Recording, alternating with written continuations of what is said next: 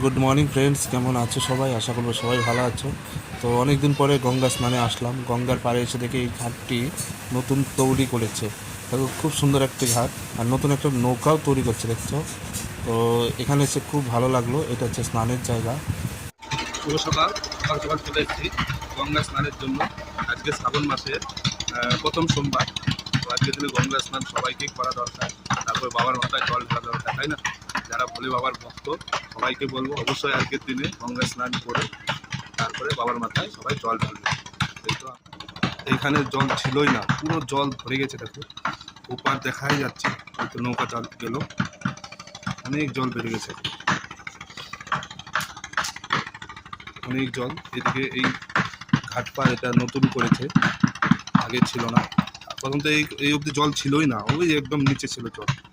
অনেক জল বেড়ে গেছে। অনেকদিন পর গঙ্গা আসলাম, গঙ্গা স্নান করব, শরীরটাকে পবিত্র করা যায়। স্নান করা হয়ে গেল, এখন বাড়ির দিকে রওনা।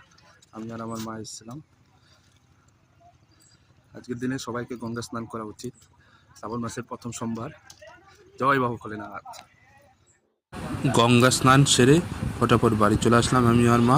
এসে ঘরের যে ঠাকুর রাধা গোবিন্দ, তাকে স্নান করিয়ে নতুন জামা কাপড় পরিয়ে দিলাম। দেখতে পাচ্ছ কত সুন্দর লাগছে, তাই না? রাধে রাধে, জয় শ্রীকৃষ্ণ ভগবান কি জয়। এরপরে ভোলে বাবার পূজাটা সেরে ফেলতে হবে, তাই না? শ্রাবণ মাসের প্রথম সোমবার, তা অনেক দিনের ইচ্ছে আজকে পূরণ হতে চললো আমার। তো ভোলে বাবার মাথায় এখন আমি জল ঢালবো। প্রথমে আমার ভাগ্নি বলল যে মামা আমি আগে জল ঢালি, তারপরে তুমি ঢেলো। তো আমার ভাগ্নি ফটাফট ভোলে বাবার মাথায় জল ঢাললো। ওং নমঃ শিবায়, ওং নমঃ শিবায়, ওং নমঃ শিবায়। জয় বাবা ভোলেনাথ কি জয়।